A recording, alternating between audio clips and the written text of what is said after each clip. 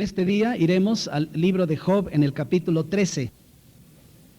Cuando Job está defendiendo su integridad, tiene una pregunta interesante en el verso 23 que queremos que nos sirva hoy de base para nuestro estudio. Job 13, 23. ¿Cuántas iniquidades y pecados tengo yo? Hazme entender mi transgresión y mi pecado. Señor, sin duda que en los tiempos que corren, cuando vemos tanta maldad en el mundo, cuando vemos tanta envidia, tanto egoísmo, no podemos culpar al mundo, tenemos que sentir que nosotros también tenemos culpa de toda la maldad existente. Por eso en esta hora queremos, Señor, que por tu Espíritu nos hagas reflexionar y nos hagas entender nuestra transgresión y nuestro pecado. Porque mira, Padre, que en muchas ocasiones no nos damos cuenta que pecamos. Hay pecados que nunca te confesamos, que tu palabra dice que tenemos que revisar y que tenemos que encaminarnos en esta santidad sin la cual nadie verá tu rostro. Toma en tus manos, Señor, lo que queremos meditar en este día y la reflexión pueda por tu Espíritu producir fruto en nuestro corazón, en el nombre de Jesús. Amén. Siempre que paso por el capítulo 13 me desconcierta mucho ver a Job, un hombre calificado como perfecto y recto, temeroso de Dios y apartado del mal, pidiéndole a Dios que le haga entender su transgresión y su pecado. Incluso Job le pregunta, ¿cuántas iniquidades y pecados tengo yo? Eso para mí es desconcertante, siendo como era este santo varón. Pero hay algo más desconcertante, que nosotros que no tenemos esa integridad de Job, no hagamos ni digamos lo que Job hizo. Si nosotros analizamos esa pregunta y esa petición, fácilmente podemos hacerla nuestra. Preguntémonos, cada uno de nosotros, ¿cuántas iniquidades y pecados tengo yo? ¿Qué respondemos? Espero que no haya alguien que diga, Mire, cualquiera que sea la respuesta, es algo que conviene examinar en este día. Porque no por el hecho de que somos salvos podemos decir, yo ya no peco. Porque aun cuando nuestro corazón ya no anida el pecado, ¿verdad que de vez en cuando y de cuando en vez tenemos fallitas y tenemos errores y tenemos imperfecciones propias de alguien que va caminando hacia la santidad? Dice el apóstol Juan, si decimos que no tenemos pecado, nos engañamos a nosotros mismos y la verdad no está en nosotros. En una ocasión me comentaron de alguien que no había pecado en varios años. Y pues yo siempre he sido muy incrédulo cuando alguien me dice, mira, hace varios años que yo no peco. Y mi respuesta fue, ¿de veras ya no peca? Pregúntenle a su esposa. Y luego me dicen si el hermanito ya no peca. Se enojaron mucho conmigo por ese comentario. Pero es que mire, Job mismo, en su calidad, una calidad que el Espíritu Santo reconoce ahí al principio del libro, pide a Dios que le haga reconocer su transgresión y su pecado.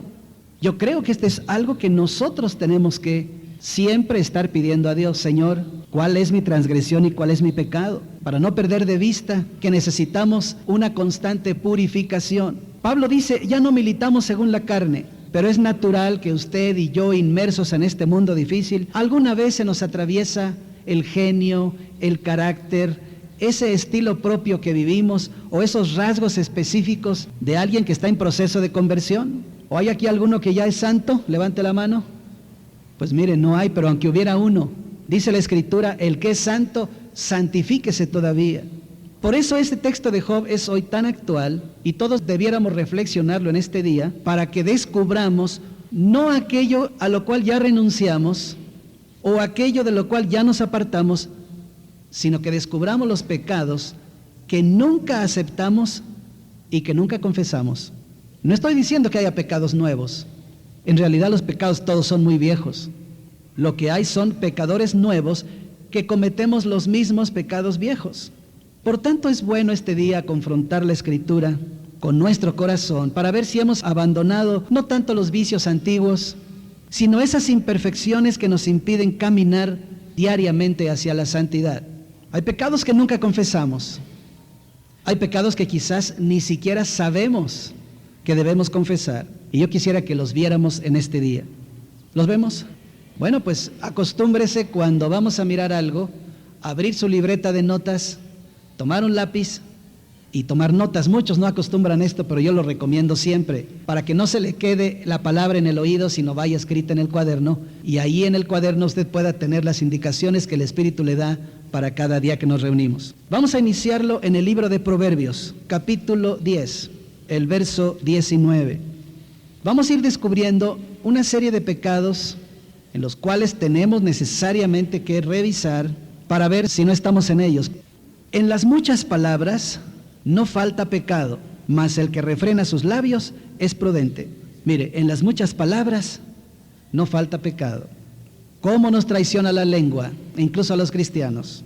Dice Santiago que la lengua es un fuego, que la lengua es un mundo de maldad, que la lengua contamina todo el cuerpo y que está llena de veneno mortal.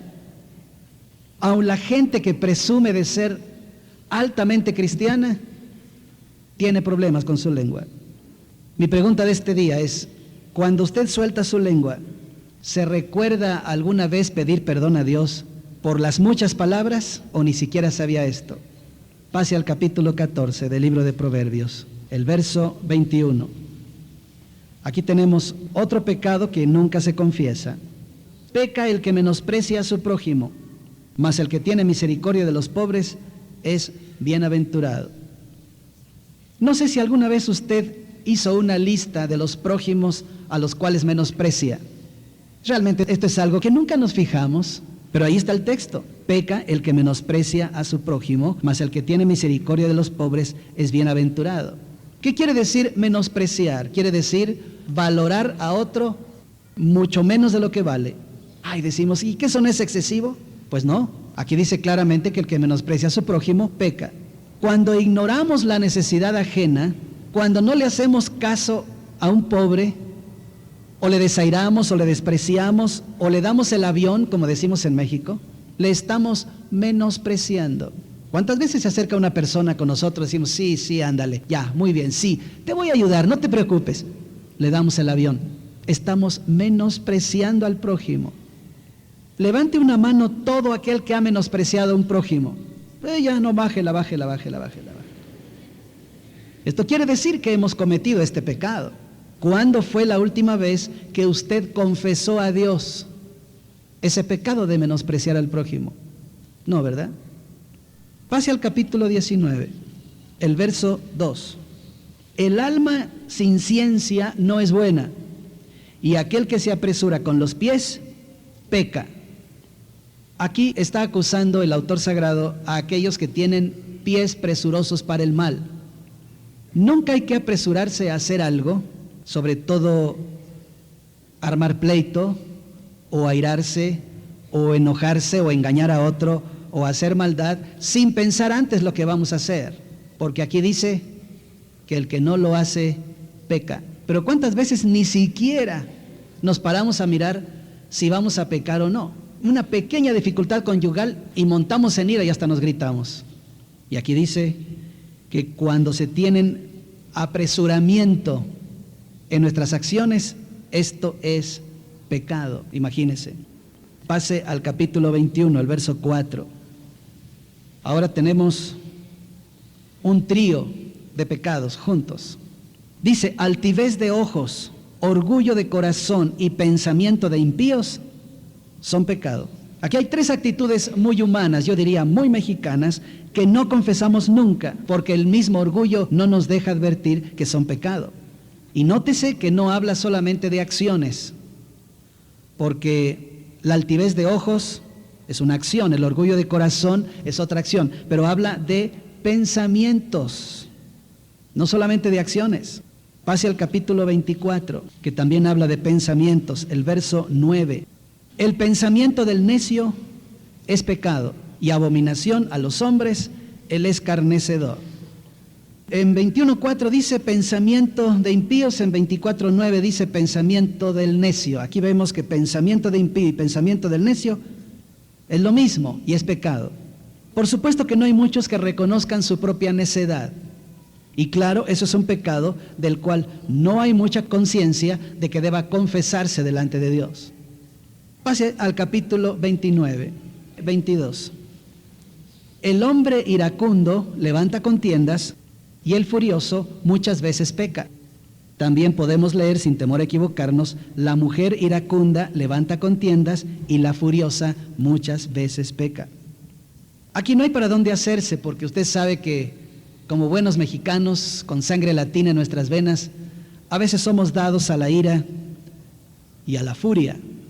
Y aquí el iracundo y el furioso son una misma persona. Y no dice que se peca una vez, sino dice muchas veces peca. ¿Confesamos esto? La verdad, mucha gente incluso confiesa tener un carácter fuertecito, pero nunca se lo confiesa a Dios para decirle: Señor, hazme reconocer mi transgresión y mi pecado. Hay veces que le diremos: Señor, quítame este carácter fuerte que tengo. Dios no se lo va a quitar. Usted lo tiene que quitar. Este es el asunto. Nosotros tenemos que aprender la mansedumbre antes que pedirle a Dios que nos quite el mal carácter. Y quizás alguno diga: oye, pero ¿cómo voy a confesar eso si yo ni sabía que fuera pecado? Bueno, es que el declarar que somos ignorantes también es pecado.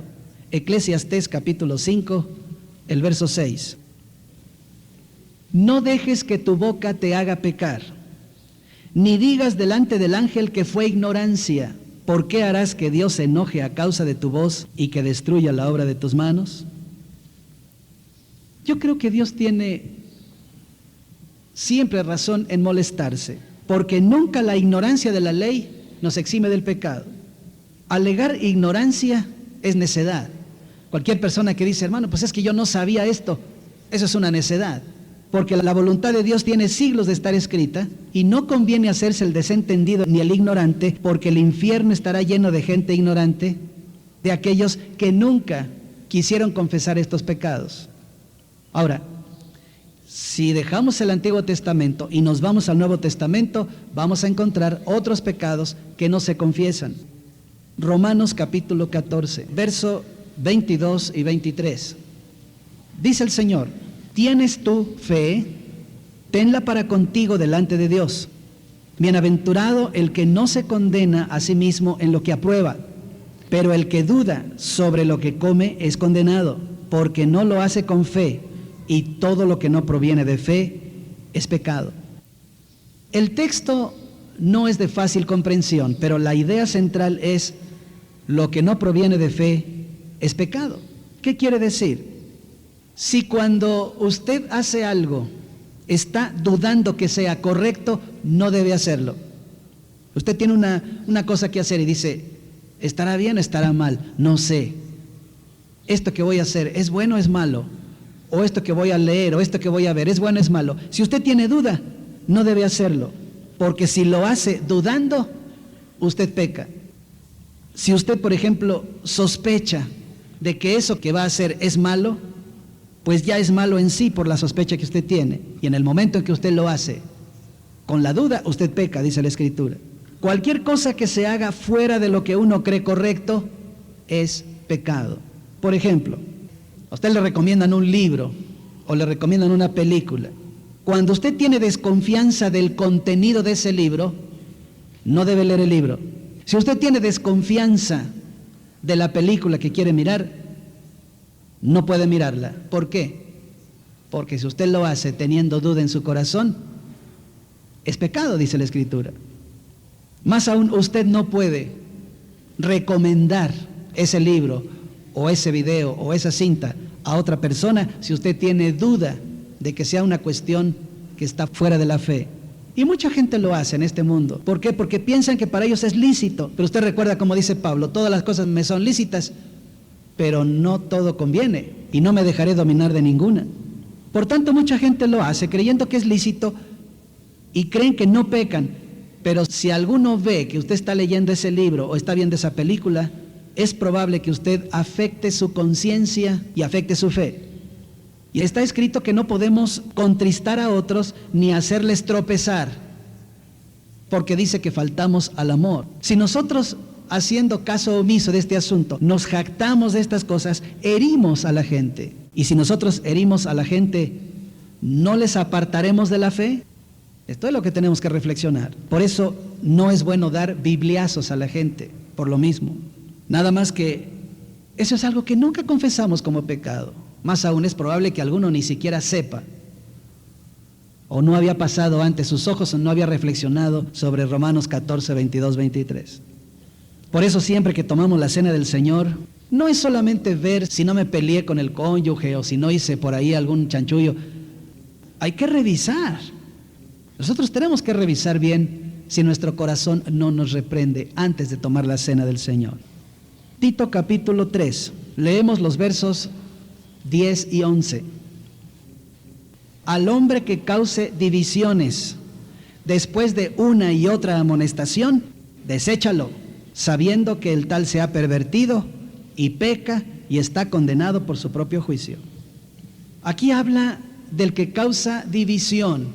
Todo aquel que causa división peca. A veces la división es en el matrimonio, a veces es en la familia, o en una empresa, o en un centro de trabajo, o también en la iglesia. Todo aquel que causa divisiones peca. Dice aquí que se ha pervertido por su propio juicio. ¿Por qué la gente produce divisiones? Por egoísmo. Siempre es por egoísmo, por chisme, por calumnia, por falso testimonio, por envidia o por juicio sobre los demás. Te voy a poner un ejemplo sencillo. Una persona que se divorcia divide su matrimonio, y eso es un pecado. Mucha gente no confiesa eso. Pues nos divorciamos, pues sí nos divorciamos, pues ya cada quien sigue su camino. Yo he encontrado divorciados cristianos, imagínense.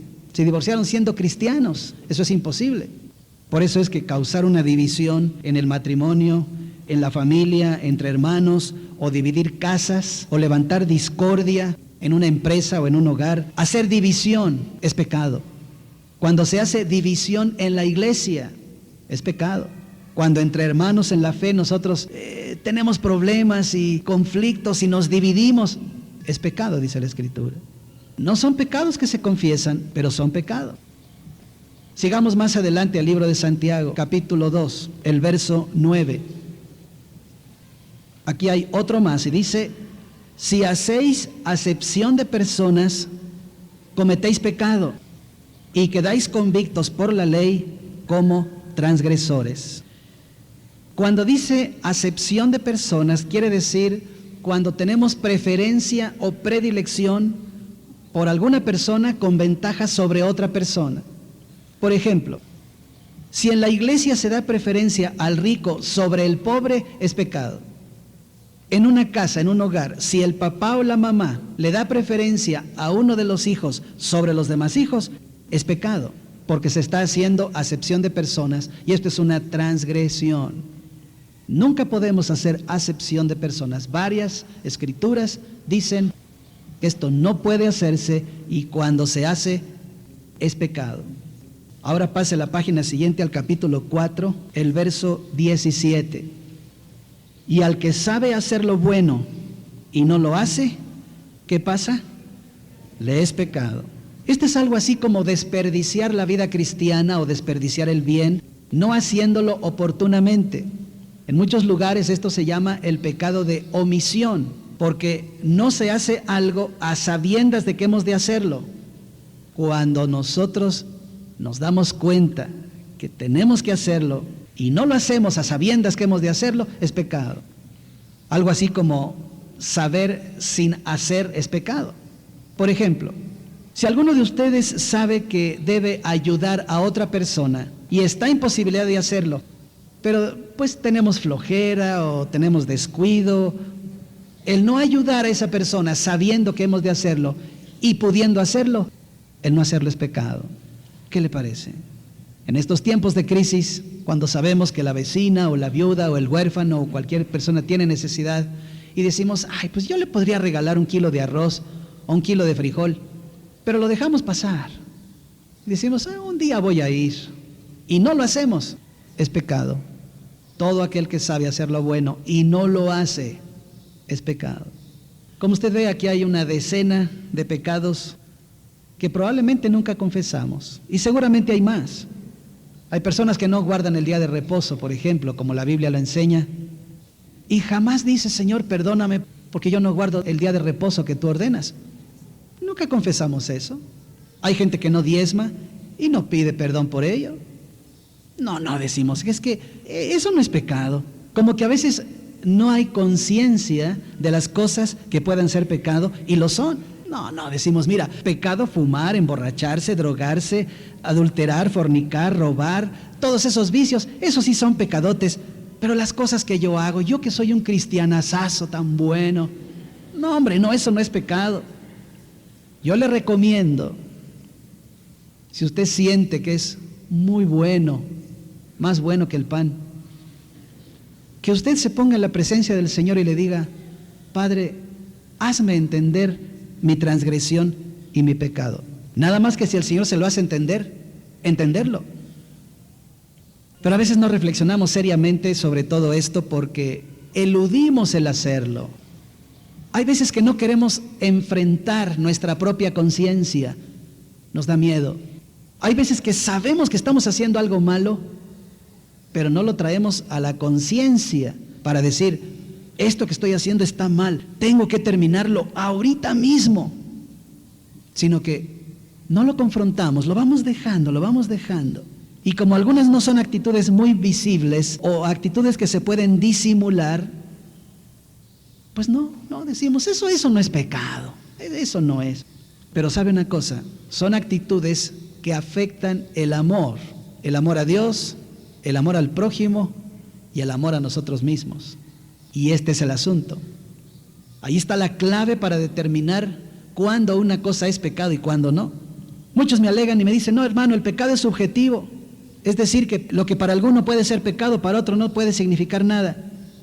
Yo le digo, a ver, dame un ejemplo de eso. Y me dicen, mira, en algunas religiones, tener más de una esposa no es pecado, y aquí, ¿por qué sí? Yo le digo, mira, el que algunos pasen por alto la ley de Dios, no quiere decir que no sea pecado. Otro me dice, mira, las modas pueden ser en un lugar pecado y en otros no pueden ser pecado. Yo les respondo, bueno, ¿y acaso las leyes del pudor y la modestia cambian con la geografía o con el clima? No. Lo que ocurre es que nosotros acomodamos la voluntad de Dios a nuestra conveniencia. Eso también es pecado. Nosotros deberíamos acomodarnos a la voluntad de Dios. Nada más que como a veces es incómodo, pues no nos gusta mucho la idea. ¿Cuántas veces usted ha oído que a una persona le dicen, usted es cristiano? Y dice, sí, pero a mi manera. No se puede ser cristiano a mi propia manera. Yo no puedo interpretar la Escritura a mi manera. Yo tengo que meterme en el modo de Dios y poder meterme dentro de la voluntad de Dios, que es agradable y es perfecta, para entonces no tener conflicto en cuanto a si peco o no peco. Siempre tenemos un recurso humano para escapar de la voluntad de Dios, siempre. Nada más que cuando tenemos el problema derivado de no estar en la voluntad de Dios, entonces o nos quejamos o le echamos la culpa a Dios. Nosotros tenemos que admitir que pecamos o que nunca confesamos que pecamos y que la mayor parte de los problemas que nos aquejan son producto de nuestro pecado, sea que no lo hemos confesado o sea que no queramos admitir que lo tenemos. Y a veces no es que no sepamos, porque nuestro espíritu nos redarguye y nos dice, estás mal, pero a veces nos hacemos desentendidos de la propia voz interior que nos dice que estamos mal. Hermanos, démonos cuenta, el pecado es una falta de amor. Eso es el pecado. Se falta al amor a Dios, se falta al amor al prójimo y se falta al amor a nosotros mismos. Por tanto, cuando hemos transgredido el amor hacia Dios, hacia el prójimo o hacia nosotros mismos, lo que tenemos que hacer es confesar el pecado. Vamos a ver ante quién se debe confesar. Levítico 5:5. Porque en esto hay gente que comete un pecado y se lo va a decir a otra persona. Eso no es lo que la Biblia enseña. La confesión auricular tiene que ser hecha siempre ante quien pecamos. Cuando pecare en alguna de estas cosas, confesará aquello en que pecó. Si nosotros hablamos mal de la gente, tenemos que ir ante la gente y decirle, fulano, hablé mal de ti. El otro va a decir, ¿y qué dijiste? Dije que eras esto y esto y esto. Claro que eso, nos exponemos a una cachetiza, ¿verdad? Pero esto es lo que tiene que hacerse.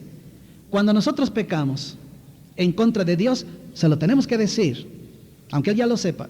Pero cuando pecamos contra el prójimo, se lo tenemos que decir al prójimo. Y aquí dice claramente, confesará aquello en que pecó. Usted no puede llegar con la gente y decirle, oye, perdóname porque te ofendí, o perdóname porque a lo mejor hice algo en contra tuya. No, dígaselo. El problema es cuando el varón adultera y tiene que decirle a la esposa, fíjate que adulteré. Esto sí que es grave, pero esto es lo que dice la Escritura. Confesar el pecado, esto es algo muy importante. Ahora, ¿a quién se le confiesa? Ante aquel ante quien se peca. Si la falta es ante Dios, yo confieso mi pecado a Dios. Salmo 32, el verso 5, dice, mi pecado te declaré y no encubrí mi iniquidad. Dije, confesaré mis transgresiones a Jehová y tú perdonaste la maldad de mi pecado. Pecamos ante Dios, confesamos lo que pecamos ante Dios. Ahora, si el pecado es contra el prójimo, repito, tenemos que humillarnos ante ese prójimo y confesarle el pecado, aunque me cueste trabajo, pero solamente lo confieso ante aquel ante quien pequé, solamente. Santiago 5:16. Si usted peca contra una persona y se lo va a decir a otra, pues creo que eso no es lo que la Biblia enseña. Dice, confesaos vuestras ofensas unos a otros y orad unos por otros para que seáis sanados. La oración eficaz del justo puede mucho. Uno de los problemas que tiene pecar contra el prójimo es que en ocasiones ese pecado afecta su prestigio o sus bienes. Cuando se peca contra el prójimo y se afecta el prestigio de ese prójimo, tenemos que restaurar el prestigio del prójimo. Voy a poner un ejemplo. Usted habló mal de una persona. Va y le dice a la persona, oye, hablé mal de ti. ¿Qué dijiste? Dije que eras un ladrón. Y no es cierto. Dice, perdóname porque mentí, dije algo malo de ti. Muy bien, el otro le perdona, pero el que pidió perdón tiene que ir ante las personas a las cuales difamó al hermano y decirle, ¿saben una cosa? No es ladrón, me equivoqué. Y tiene que restaurarle el prestigio. Cuando nosotros afectamos a la otra persona en sus bienes, por ejemplo, le robamos algo. Y en esto, los que trabajan en oficinas siempre están tomando los clips, el diurex, el papel, los lápices, los bolígrafos, todo va para la casa, para los niños de la escuela.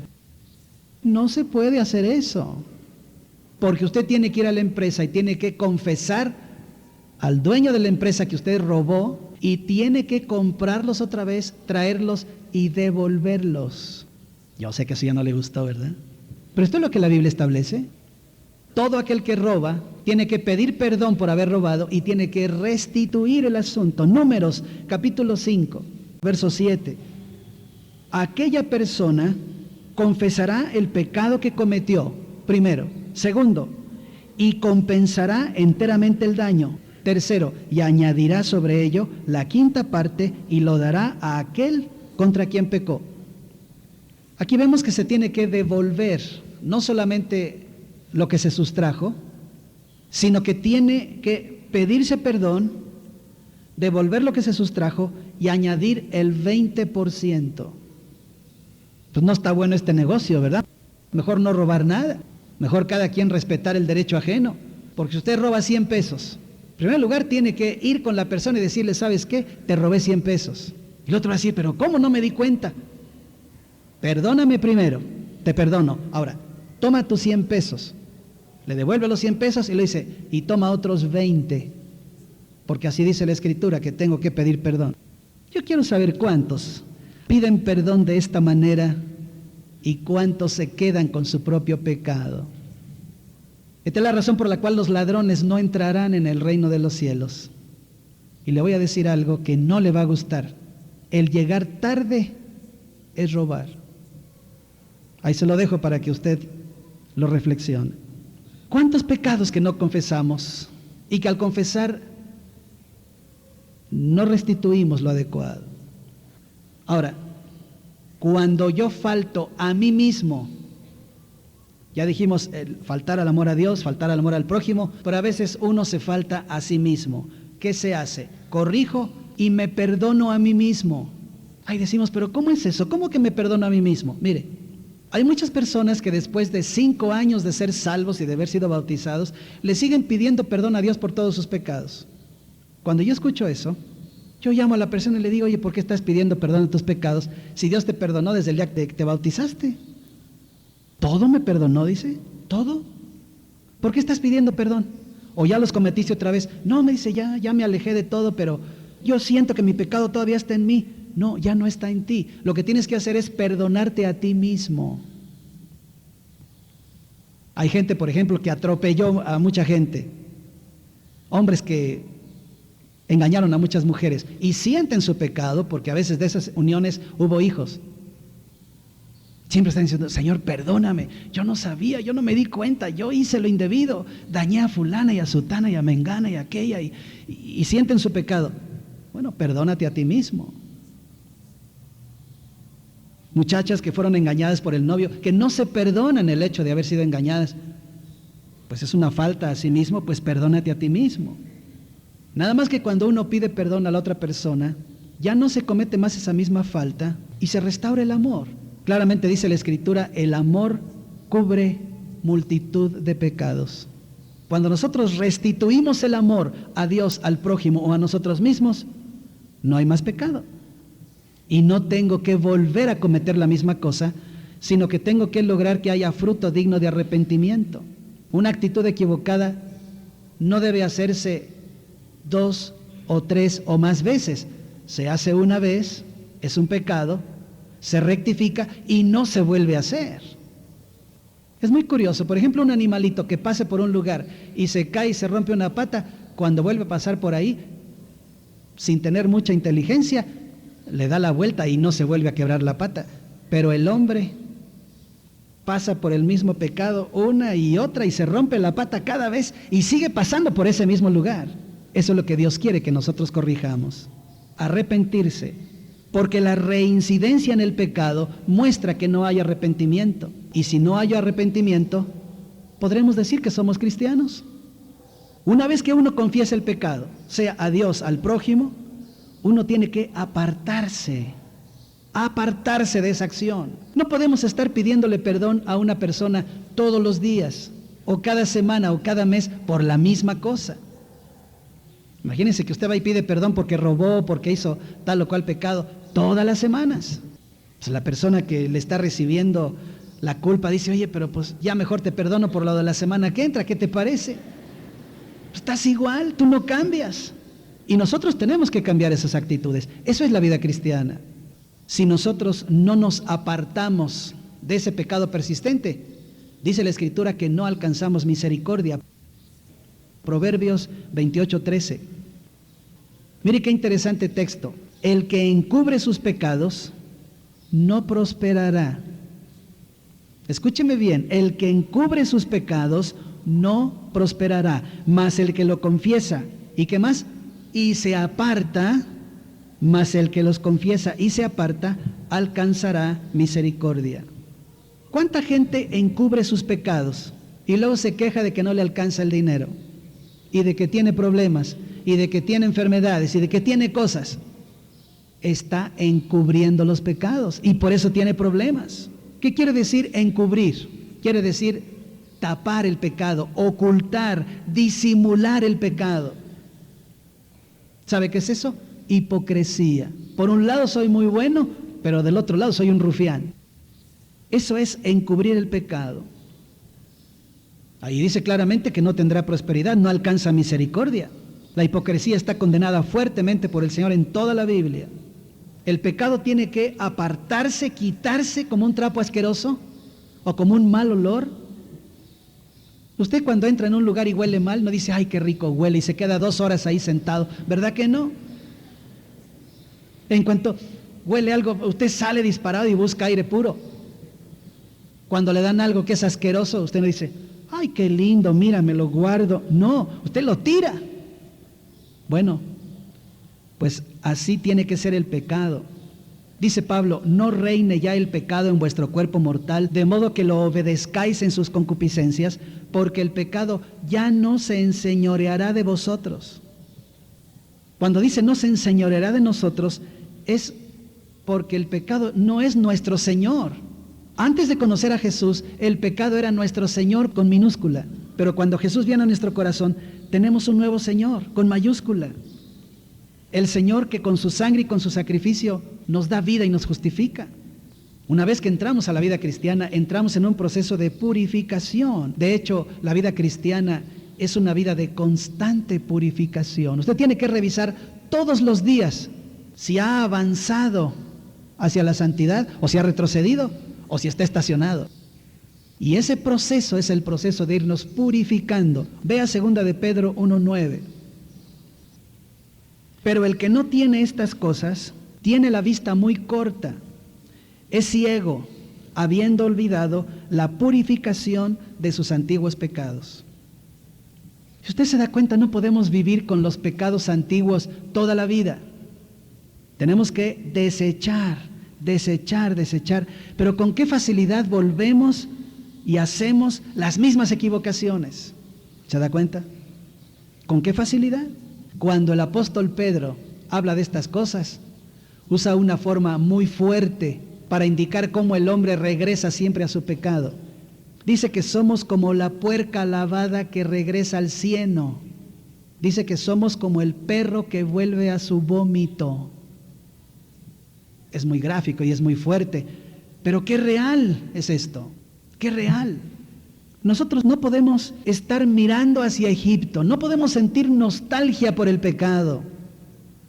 No podemos decir, ay, ¿qué tanto es tantito? Sino que hemos cerrado la puerta del pecado y hemos abierto la puerta de la gracia para empezar a caminar día tras día, centímetro a centímetro, siempre hacia arriba, siempre hacia arriba. Pero a veces nos endurecemos por el engaño del pecado y no podemos continuar sirviendo al pecado porque por el bautismo ya destruimos el cuerpo del pecado, ya renunciamos al pecado. Toda persona que va a bautizarse tiene que considerar el asunto. Si no está dispuesto a morir a su naturaleza pecaminosa, no se bautice. Escuche bien lo que estoy diciendo, porque no podemos jugar con una actitud y decirle, Dios, renuncio al pecado, lo hago en una demostración pública, bajo las aguas del bautismo y cuando salgo de las aguas del bautismo hago lo que me da la gana. No se puede. Esta es una decisión fundamental porque es la entrada al cristianismo, es la entrada al reino de los cielos. Por eso el escritor de Hebreos nos anima de una manera muy interesante. No nos anima a cortar de tajo el pecado, aun cuando dice que eso es lo que tenemos que hacer toda la Biblia, pero el escritor de Hebreos lo dice de una manera muy interesante. Vea Hebreos 12:1. Mire la propuesta. Por tanto, nosotros también, teniendo en derredor nuestro tan grande nube de testigos, despojémonos de todo peso y del pecado que nos asedia, y corramos con paciencia la carrera que tenemos por delante, puestos los ojos en Jesús. Qué interesante. Mire la propuesta. Nosotros tenemos un destino, que es reinar con Jesús por toda la eternidad. Ese es el futuro suyo y mío. Y quien no quiera estar en ese futuro, no ha entendido el cristianismo. Ese es nuestro destino. Para alcanzar ese destino, tenemos una carrera. Tenemos que correr la carrera. La iniciamos cuando recibimos a Jesús y nos bautizamos en agua, y la terminamos cuando estemos con Jesús. Ese es un lapso que llama aquí el escritor la carrera. De manera que nosotros tenemos una carrera por delante, pero no podemos ir en una carrera sentados o acostados o haciendo lo que hace todo el mundo. Aquí dice, corramos. Está hablando de diligencia. El cristianismo es una carrera y se tiene que correr con paciencia. No es una carrera fácil, es una carrera difícil, pero se corre con paciencia. Cuando corremos, ¿sabe qué vamos haciendo? Vamos soltando el pecado y las actitudes de pecado que tenemos. Las vamos soltando conforme vamos en esa carrera. Si una persona me dice, mire hermano, yo me bauticé y desde entonces nada, soy santo, no he pecado, nada. El solo decirlo ya es orgullo, ya está pecando. ¿Se da cuenta? Por eso tenemos que ir soltando el pecado. Aquí dice, despojémonos. Nos vamos despojando. El pecado es algo que se va diluyendo, que se va disolviendo, que se va haciendo cada vez menos hasta que desaparece completamente. Y es por eso que tenemos que hacer conciencia de aquello que nunca confesamos y también desecharlo. Porque cuánta gente que dice que no peca, comete muchos de estos pecados y ni se da cuenta o no quiere darse cuenta. El cristianismo es el sistema de vida que una vez que somos justificados, la gracia de Dios nos va purificando hasta que un día alcanzamos la santidad. Pero usted no puede ser igual que el año pasado, no está perdiendo el tiempo. Usted no puede ser igual que el mes pasado, más aún, usted no puede ser igual que ayer. Tiene que haber mejorado. Y cuando venimos aquí no es para escuchar a alguien que hable, sino para dejar que el Espíritu nos redarguya.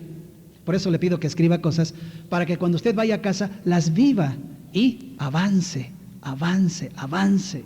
Esta es la realidad. La ventaja de estar casado es que nos ayudamos el uno al otro a avanzar, ahí del solo.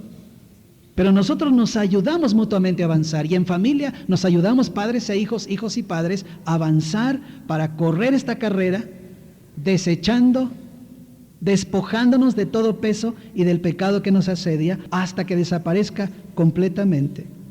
La iglesia que obtenga ese estado alto de santidad, esa será la única iglesia por la cual el Señor venga, la lleve y estará presente en las bodas del Cordero. ¿Qué le parece?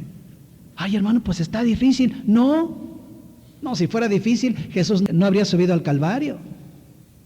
Él ya hizo la parte más difícil de todo este asunto. ¿Sabe cuál es la parte más fácil? Volver a preguntarnos usted y yo, ¿cuántas iniquidades y pecados tengo yo? Esta es una pregunta fundamental. Yo creo que usted debe subrayar ese verso 23 de Job 13, para recordarlo o escribirlo y ponerlo abajo del vidrio del escritorio o en la puerta del refrigerador, para que nos acordemos. ¿Cuántas iniquidades y pecados tengo yo? Porque lo que Jesús hizo por mí en el Calvario fue completo y lo hizo una sola vez. Yo no tengo que agregar nada a ese sacrificio, pero tengo que crucificar mi carne con pasiones y deseos. Este es el problema. Quizás ya quitamos lo más grande. Seguramente ya quitamos lo más grande. Pero, ¿y lo otro? Esos pecadillos persistentes que están ahí y que estamos todo el tiempo en ellos. Mi carácter, mi sexualidad, todas las cosas que a veces se nos atora y estamos ahí atorados. Usted ya quitó lo grande. Probablemente ya no fume, no bebe, no adultere, nada. Pero, ¿y lo otro? Lo que es persistente, lo que a veces no nos atrevemos ni a considerar. Esos son los pecados que hoy quisimos revisar y que nunca confesamos. ¿Qué le parece si inclinamos el rostro y los que deseen hacerlo cierran sus ojos? Yo creo que es tiempo de considerar qué estamos haciendo en la vida cristiana. ¿Hemos hecho de la vida cristiana otra religión como la que abandonamos? ¿Estamos asistiendo solamente por impulso o porque creemos que es una obligación? ¿O verdaderamente venimos para edificarnos y para regresar a casa y soltar la iniquidad y soltar el pecado?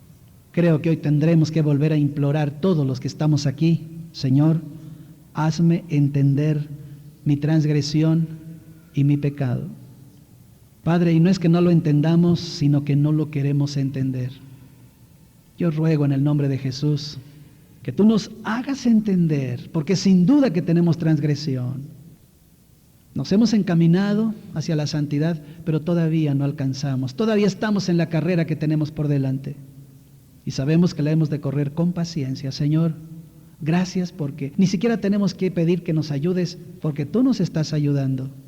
Tu Espíritu Santo nos anima cada día a avanzar en esta carrera. Pero es nuestra propia necedad, es nuestro propio pecado el obstáculo por el cual no podemos avanzar. Haz posible, Señor, que entendamos esta transgresión y que sepamos cuántas iniquidades y pecados tenemos cada uno para entonces avanzar.